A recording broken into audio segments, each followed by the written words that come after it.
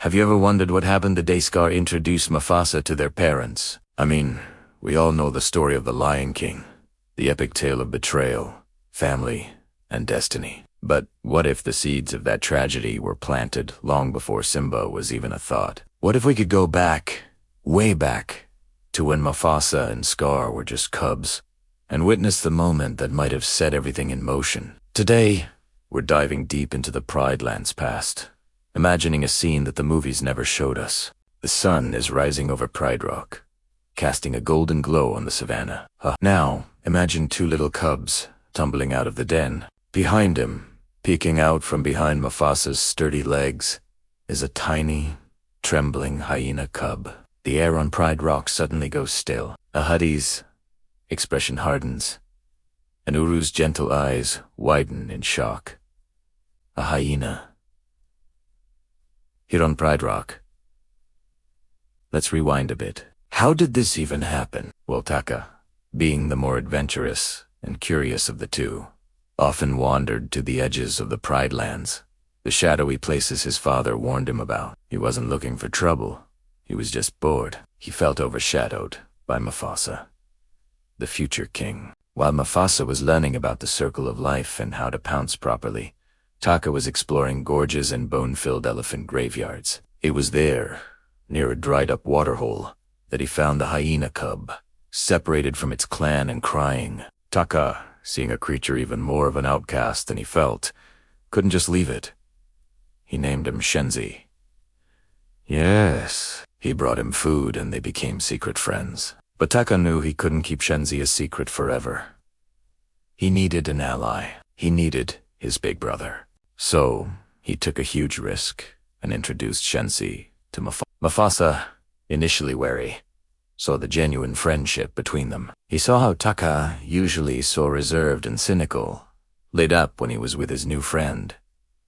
Mufasa, with his big heart, agreed. He believed in the good of all creatures, a lesson their father was trying to teach him. He promised Taka he would help him convince their parents, and that's what brings us back to this incredibly tense moment on Pride Rock. Ahadi is the first to speak, his voice a low rumble. Mufasa, Taka, what is the meaning of this? You know the law. Hyenas are not welcome in the Pride Lands. Taka shrinks back, but Mufasa stands his ground. But father, he says, he's just a cub. He was lost. Taka saved him. He's not like the others. Uru steps forward, her gaze softening as she looks at the scared little hyena. Ahadi, he is just a child, she murmurs. Look at him. He's trembling. She could see the bond between her sons and this unlikely companion. But Ahadi was a king first and a father second. The treaty with the hyenas was fragile, based on separation and mistrust. A hyena on Pride Rock wasn't just breaking a rule. It was a political statement, a declaration of war. The laws are what keep us safe, Ahadi declares, his eyes fixed on Taka. You, Taka. You are the second-born. Your role is to support the king, to uphold the law, not to fraternize with our enemies. You put your brother, the future king, in danger. The accusation stings. Taka feels a familiar wave of resentment. It was always about Mufasa. Always about the throne. He's my friend. Taka shouts, his voice cracking. Is there no room for friendship in your circle of life? This is a pivotal moment. The first time Taka truly challenges his father's authority, his worldview, and he does it to defend a hyena. Mufasa tries to mediate. Father, perhaps.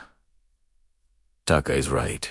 If we show them kindness, maybe they can change. Maybe we can all live in peace. This is classic Mufasa, the idealist, the diplomat. He truly believes it. He sees a chance to build a better world, a more inclusive Pride Lands. But Ahadi sees only night. He sees the son he has been grooming for leadership being swayed by the reckless whims of his younger brother. He sees his legacy, his kingdom, being threatened by a moment of childish sentimentality. The tension is so thick you could cut it with a claw. Uru is torn between her mate's rigid adherence to tradition and her son's plea for compassion. This is where the story could go in so many directions. In one version, maybe Ahadi, moved by Uru's gentle persuasion, and Mufasa's earnest plea, reluctantly agrees to a trial period. The hyena cub can stay, but under strict supervision. This could lead to a brief golden age of understanding between the species, a path not taken in the movie. It would show that Mufasa's ideals weren't just dreams, but possibilities. But it would also create new tensions. The other lions would be wary. The hyena clan might see it as a trick, and Taka would be at the center of it all, the bridge between two worlds. But let's be realistic. This is a prequel to a tragedy. So let's imagine the more likely outcome. Ahadi, furious at the defiance, forbids it.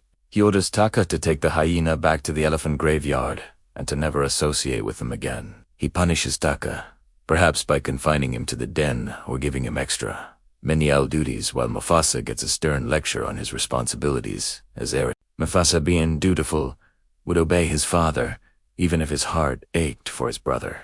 He would try to explain it to Taka. Father knows best. Taka, it's for the good of the kingdom. And this is the moment the crack between the brothers becomes a chasm. Taka wouldn't see it as his father protecting the kingdom.